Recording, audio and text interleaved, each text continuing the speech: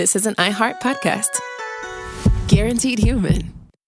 Work can be a little weird. Cringy training seminars, coworkers who won't stop talking about their plant, forgetting the mute button at an inopportune moment. We have to deal with a lot on any given workday. Sometimes it can feel hard to thrive and move forward in your career. Well, that's where LinkedIn comes in. LinkedIn helps you get ideas and insights from experts in your field, connect with people professionally, grow your network, and access tools designed to help you find the right fit for your next role. Whether you're just getting started, figuring out your next move, or looking to accelerate your career, LinkedIn is built to support you at every stage because LinkedIn is the network that works for you. Visit linkedin.com/knowstuff to learn more. Stuff at Sea is a 5-night adults-only sailing trip that brings the Stuff podcast universe to life on board. This voyage is a culture-soaked escape where pink sand paradise meets curious minds. Sailing round trip from New York City to Bermuda on October 2nd to 7th, 2026, this voyage drops you straight into the iHeart Podcast Stuff universe. On top of the adults-only experience you already love, you'll get live podcast episode recordings, behind-the-scenes sessions, themed activations, and more unmissable onboard moments. Learn more at virginvoyages.com/stuff.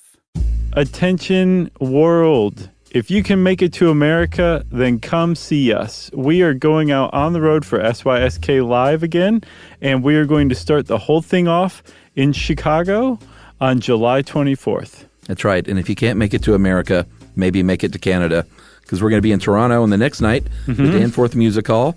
Then in August, we're going to do a couple of dates at the Wilbur in Boston on October 29th, and Portland, Maine's lovely State Theater on August 30th. Yep, and then we're going to be heading down to Florida. We're going to be at Plaza Live on October 9th. And then the next night, we're going to be in New Orleans at the Civic Theater. That's right. And then we're going to round it out in Brooklyn, October 23, 24, and 25 at the Bell House. Yep, so come see us. You can get tickets and info at sysklive.com. Welcome to Stuff You Should Know, a production of iHeartRadio's How Stuff Works.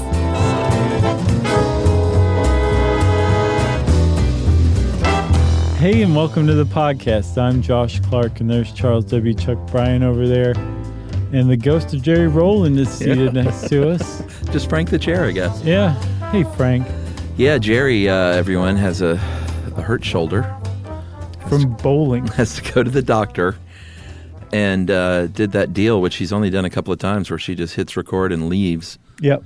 And it always feels like the teacher is gone. It feels really weird in here. And that we should do something disruptive and wrong. So we're practicing paper airplanes. Yeah, basically. It's the worst thing we could come up with. We're doing spitballs.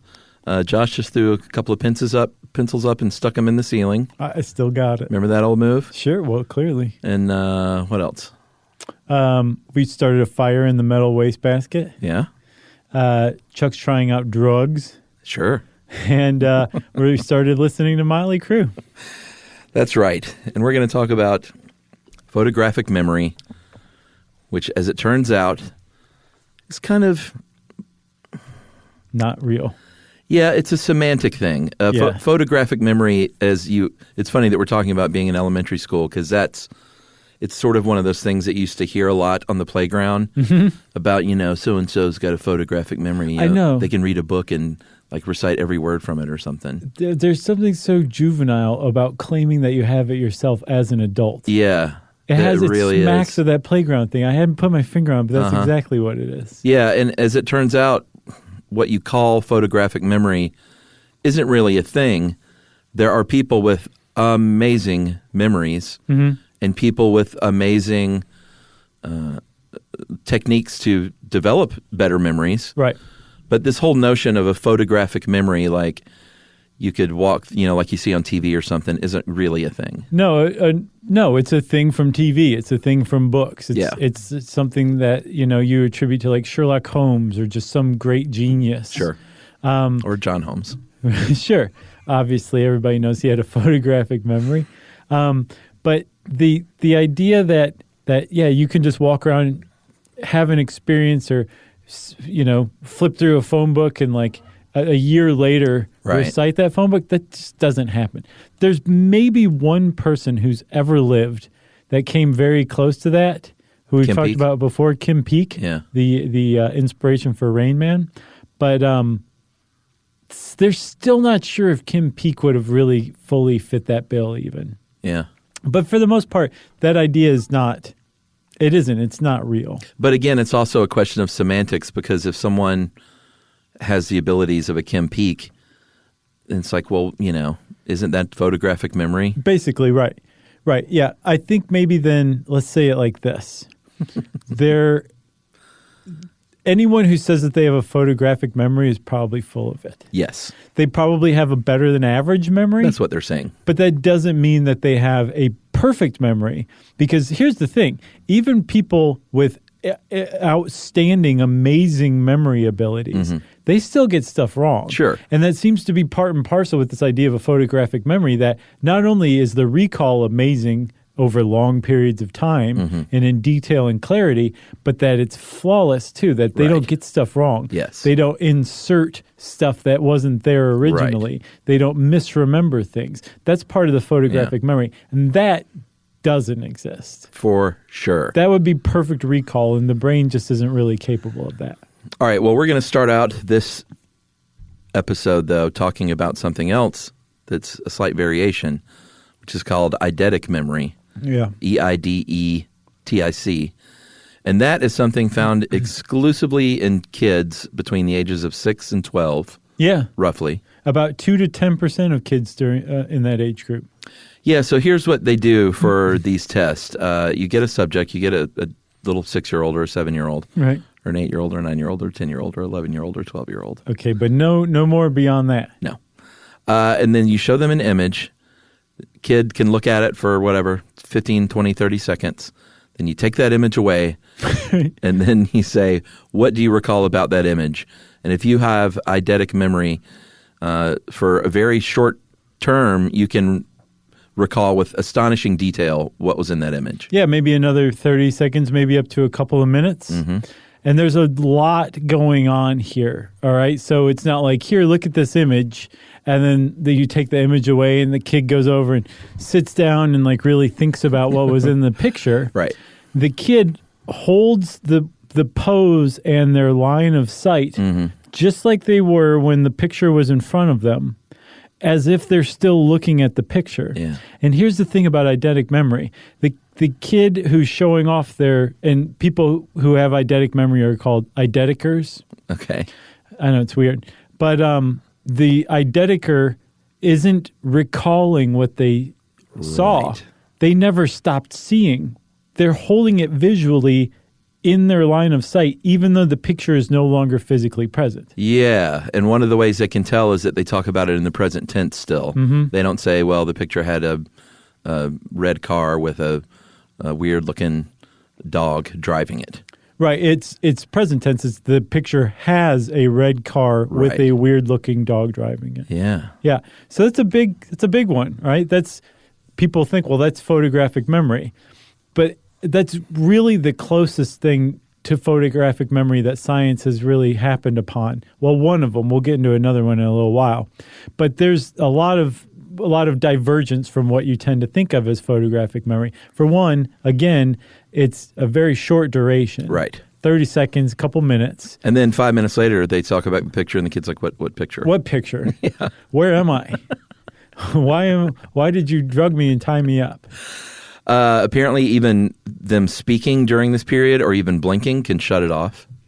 Yeah, and especially not just speaking, but saying what the thing is. Saying out loud, oh, a red car, will make the picture vanish from their It almost sounds like a trance or something. Kind of, it does. It's really interesting. Yeah. They can make errors as well and put things in there that weren't there. So that obviously is not a photographic memory. Yeah, the dog driving the car had a cat friend. That's believable. That's really stupid kids. Yeah. By the way, everyone, the cats and the dogs are getting along great. Just to update that. Oh, good. Everyone's getting along fine. That's fantastic. But we have one of the kittens is a bed peer, and so we're trying to sort that out. Oh, boy. Which is not a fun problem. You know what the solution to that is? Kitty diapers. The cutest diapers. Yeah, we're getting through that. Not fun. What do? You just like clap loudly next to its ear? No, you try, if you catch them, you try and hustle them really quickly into the litter box. Yeah. The whole idea is to get them associating litter with peeing and so it's just like your bed for training not a dog. peeing. Yeah, but usually cats are really intuitive. I've never had a cat that wasn't like immediately just litter trained. Yeah. So this is a little bit distressing. How long has it been going on? We've Few had weeks? like 3 or 4 bed peas. Oh, that's not too bad. Yeah. They'll pick it up in no time. But anyway, just wanted to update everyone. So is this true about the eidetic memory studies being done by the Nazis? Is that correct? Yeah, the Nazis found out about this. I'm not quite sure how, but they're attributed with some of the earliest studies of eidetic memory. And they, in Nazi fashion, gave it a really bad name because they were using it to promote how the Aryan race was obviously superior because Right. our kids have eidetic memory. Right. And so since, just about anything the Nazis studied, whether it was legitimate studies or not, it just had a taint to it afterward, a chode, if you will. Had that Nazi stank. Pretty much, right? And so it was discontinued for many decades. And then I can't find out who picked it up. It's really weird. Like when you look up photographic memory, almost everything that comes back for research says photographic memory is not real, and here's why. There is such thing as eidetic memory, but there's almost no information on like the actual study of it, who's conducting it. Right. Usually it'll be like, they'll even cite like one study, everyone will.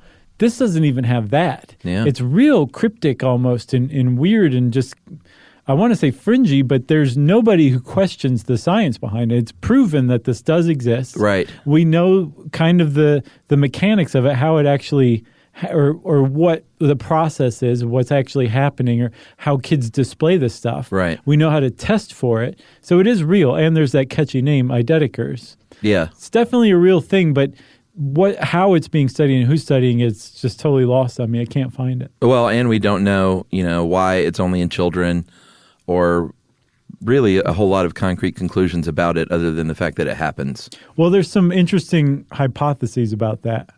Let's hear it. Well, the fact that kids from 6 to 12 are developing it and it stops beyond that suggests that it has to do with language development. Okay. And the fact that if you verbalize what the thing is, you've labeled it in a certain way and shut your brain off, that suggests it has to do with labeled or language development too. They think that maybe the kids are not compartmentalizing what they saw in abstracts like people do with normal memories, and so it's able to stay in their visual field even after they're no longer looking at it. Oh, interesting. Yeah, but about 2 to 10% eidetic memory. Well, it is interesting, though, because the word photographic memory, this sounds as close to that as it gets because it almost sounds like they are taking a sort of a brain snapshot. Right. Because they're just sort of in a trance and gazing at what it once was. But again, they can't move, they can't speak, they can't blink. Right. And with, 5 minutes later, once they do blink or whatever and snap out of this trance, if you want to call it that, which you clearly do. Yeah. So we'll just call it a trance. Okay. Once they step out of the trance, they can't recall the picture. So it's not a very good example of photographic memory, but it's the closest thing science has shown, aside from some other ones, which we'll talk about later. All right. Should we take a break? I think we should. All right, let's do it. And we'll talk more about PM right after this.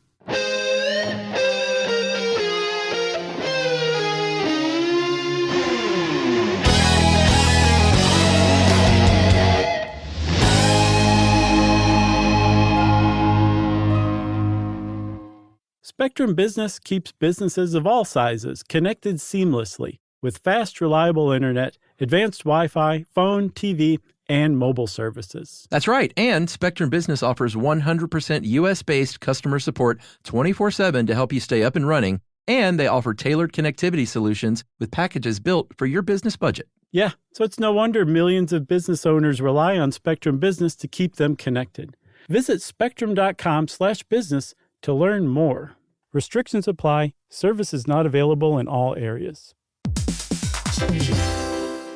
On eBay, every find has a story. Like if you're looking for a vintage band tee, not just a tee, the band tee from the last show your favorite band ever played. You wore it everywhere. Then your girlfriend started wearing it, which was cute, until she dumped you and took it with her, which was not so cute. Yeah, well, anyway, now you're on eBay. And there it is. Same tee from the same tour. Still living in your memory, rent-free forever. See, the things you love have a way of finding their way back to you. But eBay isn't just for getting whatever your ex-boyfriend or girlfriend stole back, right? No, it's also for that rare championship foul ball you caught, then heroically gave to the kid next to you. And where else are you going to find your first car? The one you wish you'd never sold. But now, finally get the chance to take it back home. For good this time. So shop eBay for millions of finds, each with a story. eBay.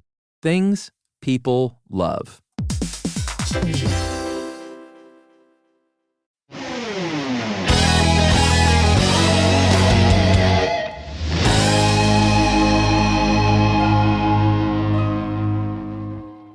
All right, so they have not found any, again, science hasn't come forward and said, hey, there is photographic memory, and this is it, and this is how it works. Right, all those people who are promoting themselves with having a photographic memory, no one's gotten their hands on one of them and said, right. This guy's totally right, he has a photographic memory, or she. Right. Or they. That's right, but it's still something you hear on the playground. It's still something you hear people tout. And there's a few reasons why. One is, and this kind of has to do with the perfect pitch, is I think humans just like to label and assign geniuses with these tags. Right. Like, Tesla had a photographic memory, and it's very easy just to write that down, and it looks cool on a piece of paper. Mm-hmm. And that's kind of just as simple as that. He apparently was self-proclaimed with a photographic memory. A lot of people say this about themselves. He doesn't seem like the type who would do that. Yeah? He seems like the type that people would say about him without him claiming it. Yeah. But Mr. T is one who claims to have a photographic memory. Really? That's what I saw. Wow. So he could list all the fools he's pitied. Right. All of them. I'm wearing 18 chains right now. It doesn't even have to look down. Wow. Who else? You got anyone else? Teddy Roosevelt. Okay. Truman Capote. Okay. Leonardo da Vinci. Sure. I'm not sure if he was self-proclaimed or if people just, again, kind of ascribed it to him because he's a genius. Right. He is a Da Vinci. But it's like that kind of thing, like mythologizing extraordinarily smart people. Well, we equate memory with intelligence, kind of like Sherlock Holmes, right? Of course he's going to have a photographic memory. Uh-huh. He's a highly intelligent person.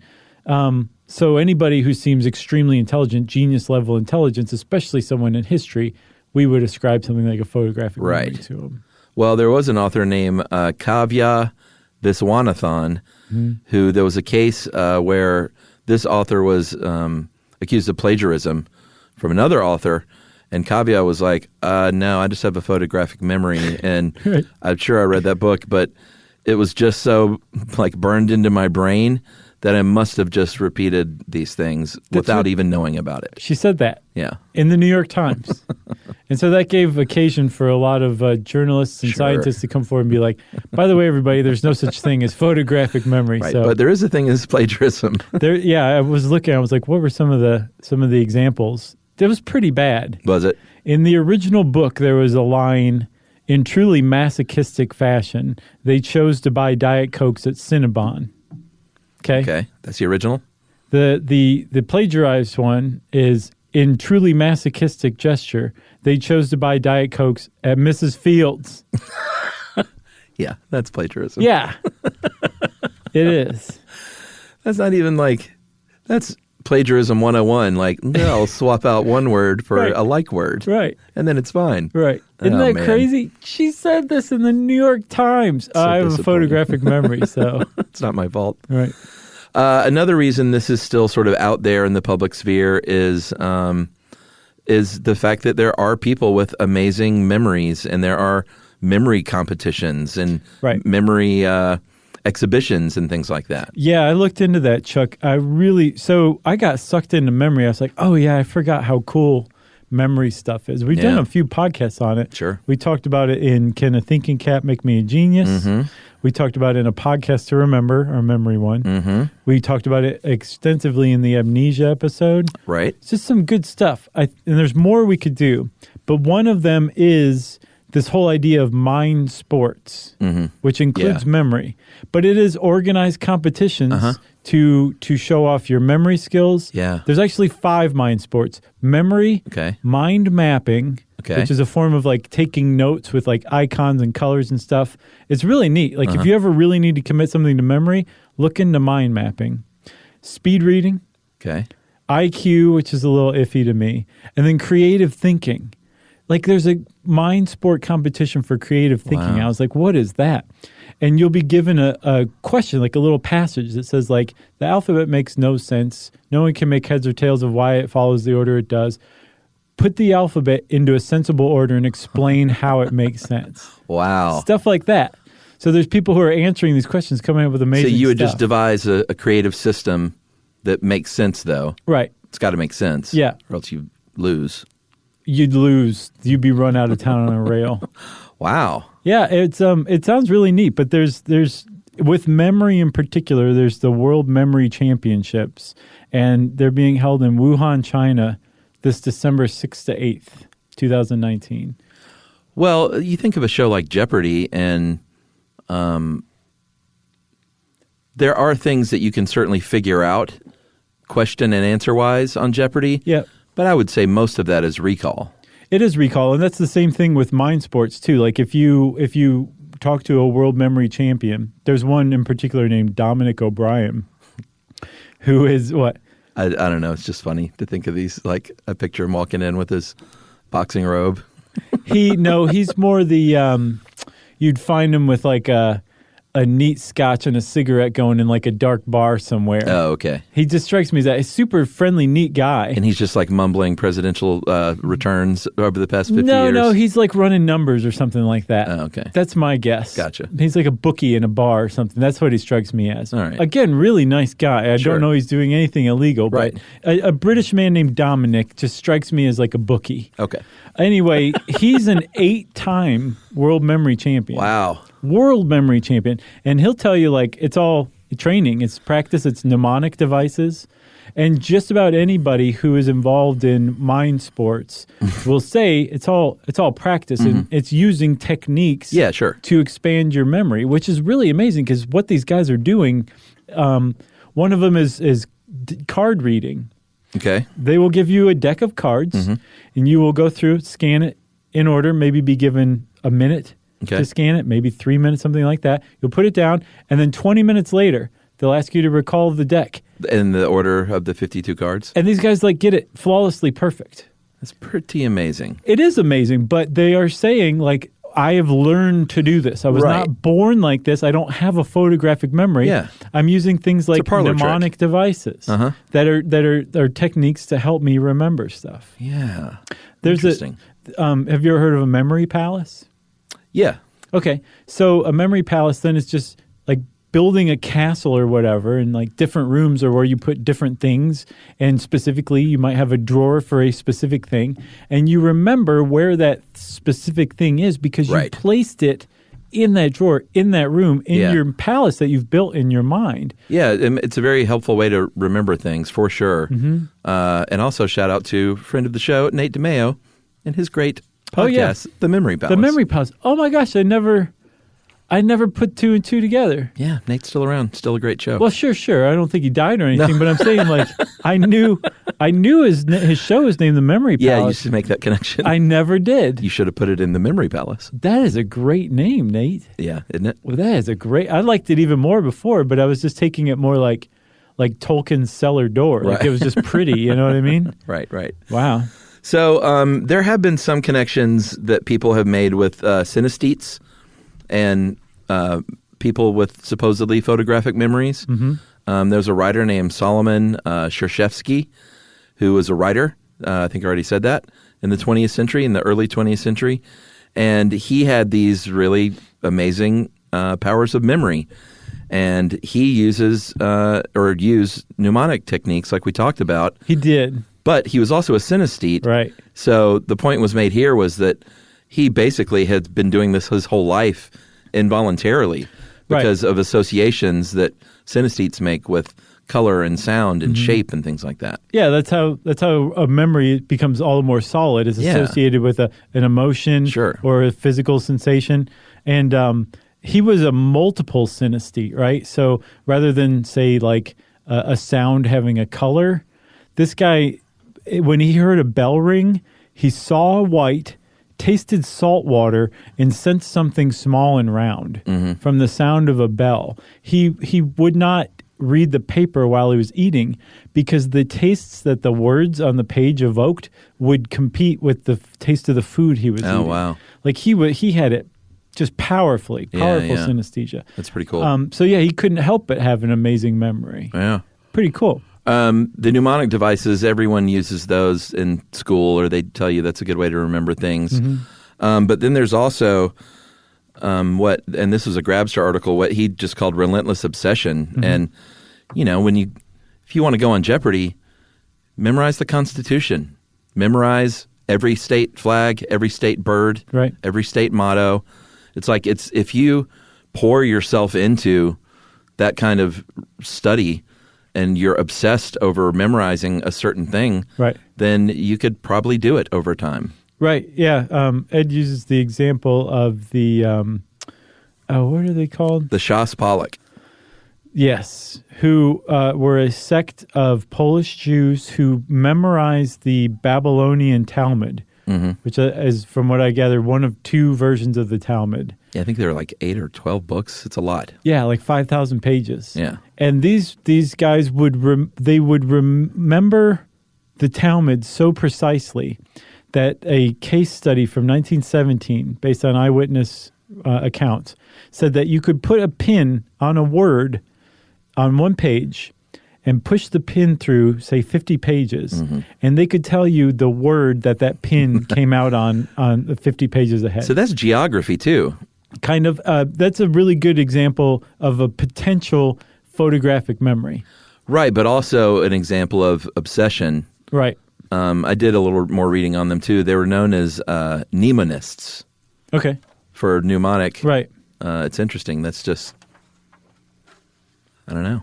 I think that might have been a early Eastern European and Russian name for someone with amazing memory, because the Shereshevsky, he was written about as a patient just by the pseudonym S, by a psychologist, very famous psychologist named Alexander Luria, and he titled his paper or book "The Mind of a Mnemonist." Oh, okay. So I wonder if that was like an old timey word for like somebody with an amazing memory. Mnemonist, that's probably a word. What is it? Mnemonist. Oh yeah, I think yours is right. I like yours more though. Another thing is that a lot of times when someone you might think or they claim to have a photographic memory, it's on a very specific thing that they are obsessed with. Like a chess player may be able to memorize like these incredibly complex sequences or games that they've played, but may not have a great memory otherwise of other things. Can't remember their anniversary, ask their wives. Yeah. You know? For sure. Who's this other guy? John Van Neumann. He was a mathematical genius. Oh, yeah. And he could recite chapters of books and pages of the phone book, but apparently he was like, that was sort of where it ended. He didn't have like a memory outside of like these very specific things. Right. He also never claimed to have a photographic memory. Right. Which is pretty cool because if anybody could claim that, he was definitely one of them. And he was a polymath, just straight up genius in general. It's a great, varied thinker. Yeah. I read somewhere that he used to tell jokes with his dad in classical Greek at age 6. Which, I mean, if you're doing that at age 6 with your dad, it's a specific type of household you're being raised in. You know? Yeah. That Stephen Wiltshire guy is pretty interesting. I remember seeing something on him a while ago. I think we talked about him in the Thinking Cap episode too. Yeah, that might have been it. He's from London and has autism, and he's the guy who, takes a helicopter ride over Berlin, lands, and then draws it in like astonishing detail. Yes, and it is astonishing. And people put him up as an example of photographic memory. There are flaws in the recollection and the telling. These are renderings, they're not architecturally precise drawings, but still, I mean, better than, it's astonishing. No, I think what's astonishing is the art, and I think people should just like lay off the photographic memory part of it and just say Stephen Wiltshire is an amazing artist who like can see a scene and encapsulate it on paper with ease. Or seeming ease. Yeah.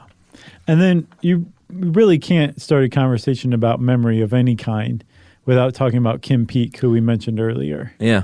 who was again the inspiration for Rain Man, but was much more friendly, much more outgoing, much happier than Rain Man was. Yeah, he was a real jerk. He wasn't a jerk, but he was much more introverted. Kim Peek was much more happy-go-lucky and like very talkative and curious. Yeah. And for a very long time, he was considered to have had autism, but now they think he had FG syndrome, which is a very specific genetic disorder that's characterized by people who are friendly, inquisitive, hyperactive, and have a short attention span.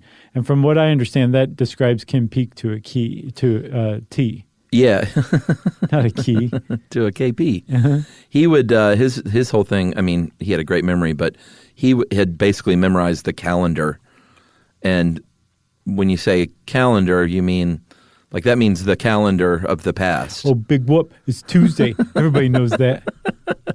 Yeah, but what day was, July 1st, 1977? He can say, well, that was a Thursday, and on this day, these things happened. Right. That kind of memory.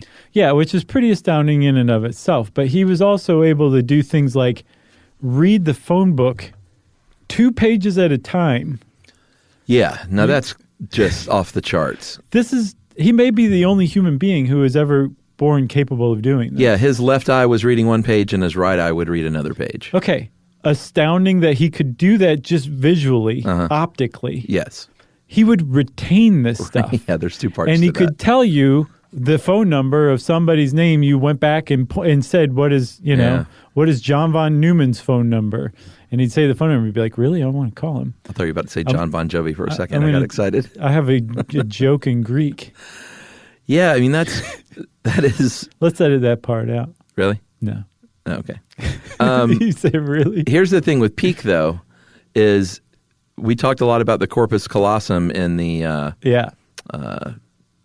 what's it called? Restless hand syndrome? Alien hand syndrome. Yeah. One of our early podcasts. That's right. I forgot that showed up in that. The corpus callosum, we've talked about it in a bunch of shows, but that's what connects the 2 hemispheres.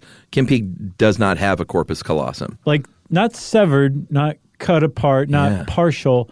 It did not grow in his brain. So he has 2 independent hemispheres of his brain. And so when his left eye is inputting all this stuff and his right eye is inputting all this stuff, his brain can recall it separately but together.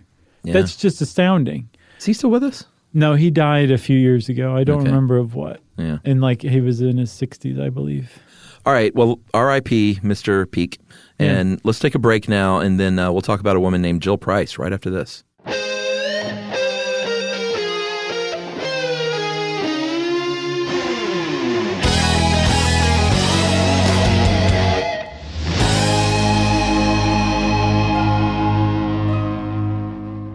Spectrum Business keeps businesses of all sizes connected seamlessly with fast, reliable internet, advanced Wi-Fi, phone, TV, and mobile services. That's right. And Spectrum Business offers 100% U.S.-based customer support 24/7 to help you stay up and running. And they offer tailored connectivity solutions with packages built for your business budget. Yeah, so it's no wonder millions of business owners rely on Spectrum Business to keep them connected.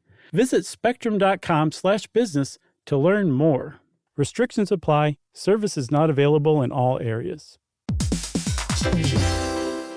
On eBay, every find has a story. Like if you're looking for a vintage band tee, not just a tee, the band tee from the last show your favorite band ever played. You wore it everywhere. Then your girlfriend started wearing it, which was cute until she dumped you and took it with her, which was not so cute. Yeah, well, anyway, now you're on eBay. And there it is. Same tee from the same tour. Still living in your memory, rent-free forever. See, the things you love have a way of finding their way back to you. But eBay isn't just for getting whatever your ex-boyfriend or girlfriend stole back, right? No, it's also for that rare championship foul ball you caught, then heroically gave to the kid next to you. And where else are you going to find your first car? The one you wish you'd never sold. But now, finally get the chance to take it back home. For good this time. So shop eBay for millions of finds, each with a story. eBay. Things people love.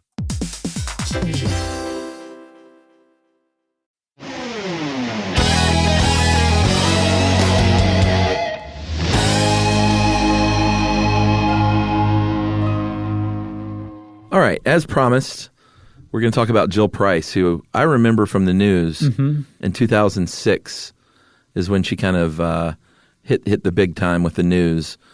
And she was the one that she's called the woman who cannot forget. Yes, and pretty accurately. Because she has an audit. Well, they call it a couple of things now. I saw HSAM, highly superior autobiographical memory. Right.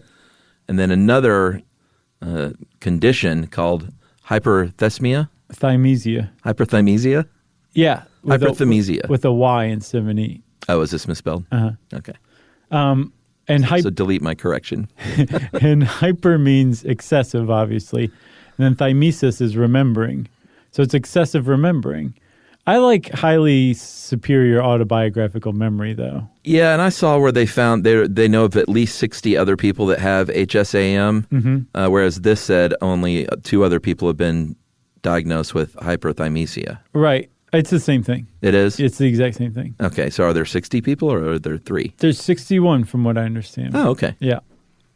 Well, she can't forget stuff. And these people apparently, if you go back and say, what were you doing, 14 years ago and 2 months and 2 days, or give them a date. Date usually. And then they will be able to say what they did, what they were wearing, who they were with. What was on TV. Yeah. But the thing is, so you say, okay, great, fine. We found these are the people with photographic memories. Right.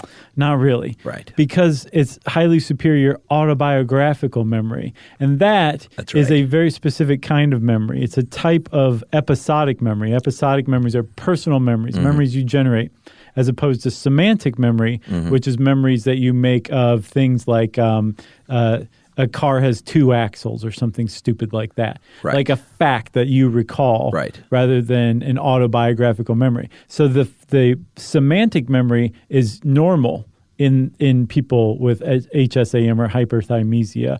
It's the autobiographical stuff that is astoundingly photographic. Yeah, and people also tried, after she came out and made a kind of a big splash on the news programs, there were people trying to poke holes in her condition, saying that, starting in her teenage years, she started keeping these obsessively detailed diaries every day as well. Right. Which, sure, that can help.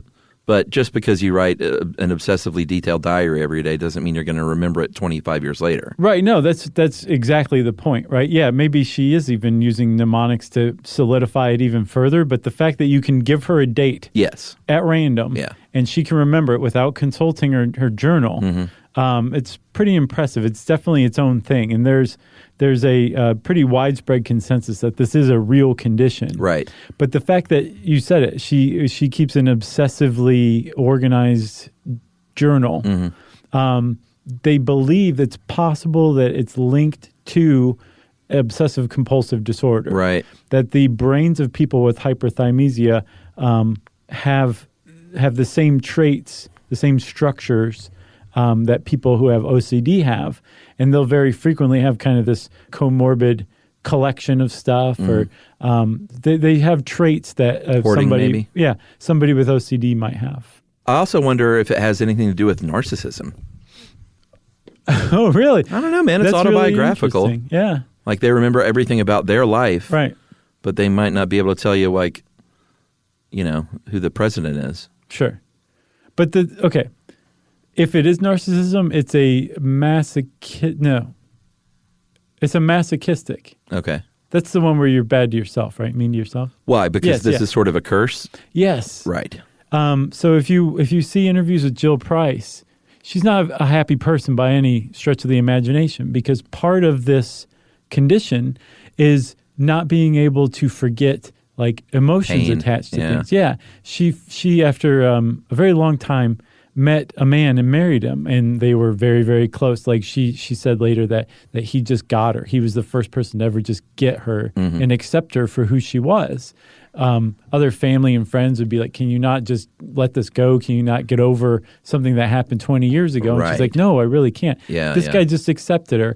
And then, of course, he dies young from, I think, cancer or something like that. So rather than going through the mourning period and grieving, like a person normally would, time healing all wounds, That does not apply to somebody Yeah. with hyperthymesia, because when they think of that day again, or something reminds them of that person, and the memory of them is recalled, Yeah. they experience that same pain like they experience the first time it happens. Wow. Forever. They Yeah. cannot forget.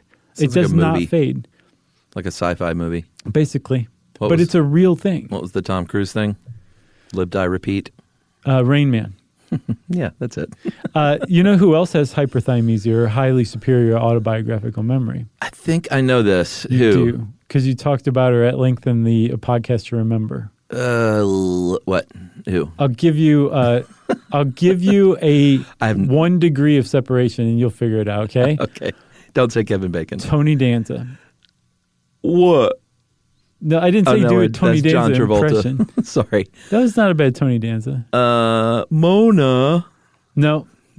Oh, that's right. Yes. What's her name? Yes. Alyssa Milano? No. No. Mary Lou Henner Oh, from Taxi. right. I was trying to- Alyssa Milano. Well, wasn't she in Who's She the just Boss? looked up from the gallery in the congressional hearing and went, "What? Who, me?"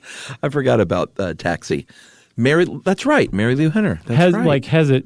You can say, you'll give her a date, or even like a Taxi episode. Uh-huh. She'll start reciting lines, the other person's lines. She'll talk about what she's wearing in the scene. Yeah. Stuff from the 70s. It's really impressive. She has the opposite experience, though. She loves the whole thing. Like, it's Oh, a gift to interesting. her, whereas Uh-huh. it's a curse to Joel Price.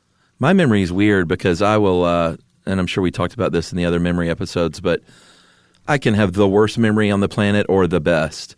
And it all just depends on whatever detail it is. It's either in the old brain or it's not. Yeah. Like I can recall some very specific things that people are like, how in the world do you remember that? You know, the thing that bothers me about this is we have had so much information pass through our brains, and I retain so little of it. It's almost like I really wish I had more of it in there. Yeah. It's just not, though. I mean, I guess yeah. it is if you jog it, but I can't bring it to memory very easily. Yeah, I Or to often mine. find that couples, though, whether that's you and I or us and our individual wives, can complement each other with their memories Yeah, and their abilities. for sure. Like I'm really good at remembering certain things, and Emily's really good at remembering other types of things. And together, it's usually works out. It's a whole person. Yeah, Right. basically. Yeah, I know what you mean, for sure. But you do that too. You remember stuff that I don't remember, like Mary Lou Henner, Right, and the list goes on and on. right. You remember way more than I do. But I don't remember nearly as much as I should, I think, or that I wish I did. I don't deal in shoulds anymore, Chuck. Right.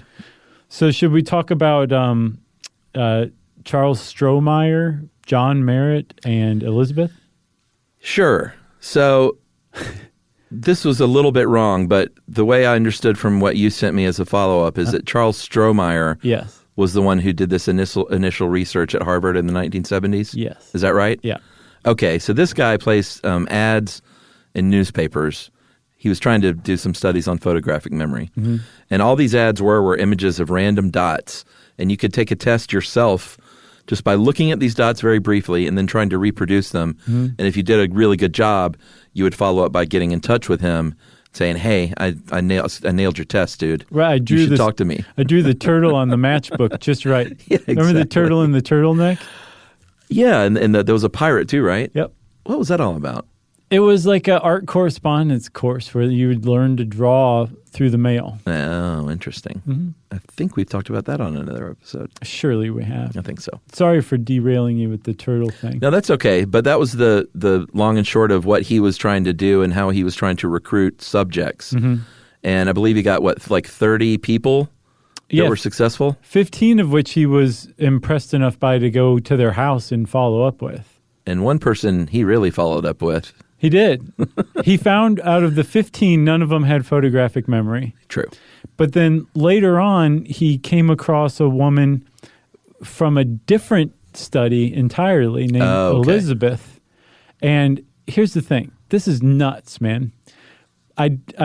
Strohmeyer figured out that if you remember the 3D, so in the colorblind episode, Yeah, the magic image or whatever, where you could see the sailboat and the big thing of dots. Right. So this thing it didn't have to do with color. It had to do with overlaying the dots to create a 3D image. Right. So you need 2 sets of dots, and when you put them together, they'll create like a magic eye poster kind of thing. Yeah. So what Strohmeyer figured out is you could take these 2 layers and separate them. Show one of the layers to somebody you're testing for photographic memory. Say, really, get a look at this. Yeah. Okay, now I'm going to wait like a day, and then I'll show you the second layer. Bring to mind that first layer you saw and overlay it in your mind. brain, yeah. And see if you can tell me what the 3D image is. That's amazing. It is amazing. And Strohmeyer found one person who could do it, a woman named Elizabeth. And he married her. And the weird thing is he wrote like this whole write-up in the journal Nature. Then he married her, and no more testing after that. So yeah, he took her off the market in every way. He did, but they so they're like, well, we can't say that this is definitely a case of photographic memory. If it were true, this would be the closest thing to photographic memory anyone's ever come up with. Yeah. Now Kim Peek holds the title. Yet Elizabeth could be the key. Right. Could be not being studied. Probably not, though. I saw that in some follow-up tests, this would explain why he took her off the market, that she couldn't do it. Oh, really? Yeah. But then this guy, John Merritt, he came along later and used those studies for his own purposes? He did. He found that nobody could do this, that nobody is able to do that. Oh, okay. But they did figure out that, hey, this makes a pretty good test to find identikers. Yeah. Because you don't show them one layer and then take away the other layer and ask them a day later. Right. You show them one layer, ask them to hold it in their mind, and then put the other layer underneath it. And if you're an identiker, you are typically able to see in 3D. And you can go do this online, actually. Just don't blink. Don't blink and don't say what it is you're looking at. Like Michael Caine always says. Oh, I've never heard him say that. That was one of, he did these kind of corny how to act video series, I think, at one point. What? And Letterman used to play bits of them because they were really funny. One of them was, the secret to great acting, don't blink. Was he trying to be funny? No. Oh. Man, but Letterman would play it for laughs. Don't blink. And he would show, scenes, and he's like, look at me, I'm not blinking. And then Letterman would say, don't blink, like out of the blue 50 times the rest of the show. Probably. I love that guy. Yeah. You got anything else? No, sir. I've got one more. Lex Luthor. What? He supposedly had photographic memory. He's not real. Well, neither is photographic memory. All the more likely that he had photographic memory. Well, if you want to know more about photographic memory, go take that Eidecker test. You'll love it. The Mr. T thing is just... Back to the podcast? Maybe. I pity the fool that tripped me on 57th Street on July 29th, 1982. Right. Well, Chuck made a Mr. T reference, which means then it's time for listener mail. This is, I think, just some warm gratitudes. Oh, I like that. Hey, guys, I'm sure you get these emails all the time, but I'd be remiss if I didn't thank you for all your wonderful work. I've had a really tough time with mental illness, and there have been a lot of nights that your wonderful show has staved off panic attacks or worse. Thank you for keeping me calm and educated. Thank you for making me feel safe, even in perilous circumstances. Thank you for giving me something to talk about when my depression has kept me in a fog. Without your massive backlog of seemingly endless supply of fresh, fascinating subjects, I would surely be lost. Spent some time researching, and I can truly appreciate just how much time and energy goes into becoming familiar enough with something to explain it as succinctly as you guys do. You are superheroes and rock stars. Nice. You have truly saved me. Kindest and warmest regards, Georgia. And here's the thing, everyone. I may have read this before, but let's leave it in there. Oh, okay. Because if I did read this before and forgot it, it will have been within the last 6 or 7 weeks, and it will be a very funny ending to the memory episode. Right. Either way. The listener mail's so nice, you read it twice. Yeah, that's appropriate. Well, thanks a lot, Georgia. 2 times over. Maybe. Thank you, Chuck, for that great ending. If you want to get in touch with us, you can go on to stuffyoushouldknow.com and check out our social links. And you can also send us an email to stuffpodcast@iheartradio.com. Stuff You Should Know is a production of iHeartRadio's How Stuff Works. For more podcasts from iHeartRadio, visit the iHeartRadio app, Apple Podcasts, or wherever you listen to your favorite shows.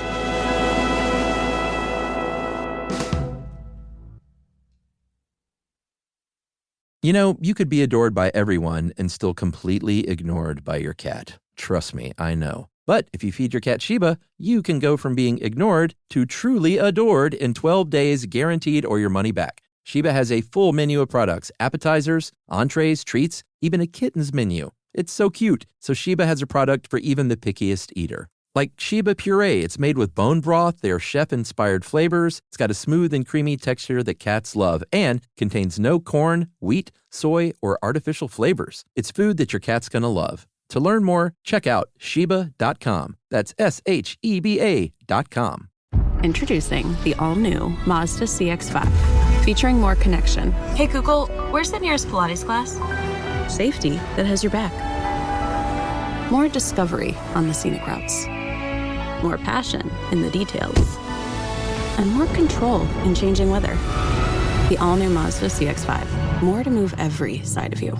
See it in 5 films at MazdaUSA.com/5sides. Google is a trademark of Google LLC. Sequences shortened and simulated. This is an iHeart podcast. Guaranteed Human.